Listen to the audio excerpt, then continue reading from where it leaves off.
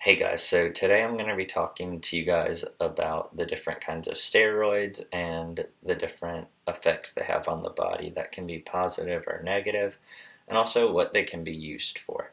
So there are basically three different kinds. There's anabolic and designer, there's gluglyceratoid, and there's fluglyceratoid. Now, I'm sure whenever you guys think of steroids, you think of like this big guy at the gym who grunts and drops his weights all the time. But for the most part, that's not the case. Most people who take steroids are just average Joes, just like you and me. They take it because they have a sufficiency, or they have diabetes, or it's a teen who can't go through puberty because his hormonal imbalance, because he has a hormonal imbalance.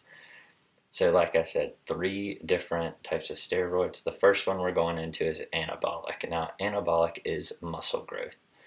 So, and the reason is because it's a synthetic version of testosterone. Now, as we all know, testosterone is prevalent in people who are going through puberty, or at least it's prevalent in high amounts. So, basically, that's why I was said earlier that that's why someone could take it, because that's a really good reason for it. So basically the risks are gynecomastia, oily skin, high blood pressure, and heart disease. Now the reason for gynecomastia is because you're going to have an imbalance of hormones, because whenever you take an anabolic or designer steroid, whenever that gets in your system, your hormonal levels are going to change because you have more testosterone than you're going to have. So if you take too much of it, then you're going to have an imbalance and it's going to mess up your body and lead to gynecomastia. Also, oily skin. Now, as we know, teenagers who go through puberty have acne, and that's because they have a lot of testosterone, and the reason is because it overproduces sebum. So that basically just means it overproduces the sebaceous glands, which is the cause for acne.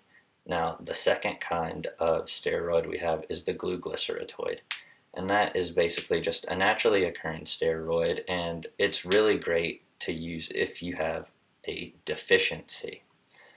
It's also used for stopping inflammation.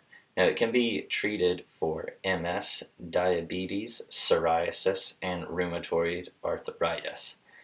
Now, the risks for gluglyceratoids is you can increase in blood pressure, you can develop ulcers, and your cholesterol and triglyceride levels could skyrocket, delayed wound healing. It can also suppress your immune system, which can increase your chances of being sick.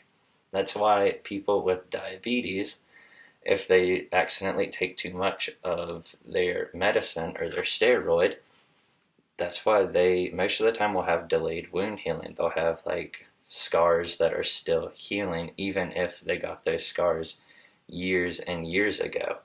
The second or the third type is fluglyceratoid. Now, that can be used to treat adrenal gland diseases like Addison's. And basically, it treats hypotension, adrenal syndrome, adrenal and adrenal insufficiency. Now, the risks are weight gain and high blood pressure. Now, the reason for high blood pressure is the fluglyceratoid retains salt in your kidney and livers. So basically, that's why, because it'll just keep stacking and stacking and stacking salt. Now, in conclusion, steroids can have different effects on our body in both positive or negative ways. Like positive, people who, or teens that can't go through puberty can have anabolic steroids prescribed to them and they can go through puberty. A negative way is if you take a fluglyceratoid, you might have rapid weight gain or high blood pressure. And like I said, different steroids have different risks and different side effects. It can also give your body something it doesn't have, like I said with the testosterone, it can give a teen who has an imbalance of hormones, it can give him something that can help him go through puberty. Also, if you have diabetes, you can take a gluglyceratoid and it can help with that. can stop your body from having diabetes, and it can also stop inflammation. And so thanks guys for listening, and I hope you guys can now distinguish the three main types of steroids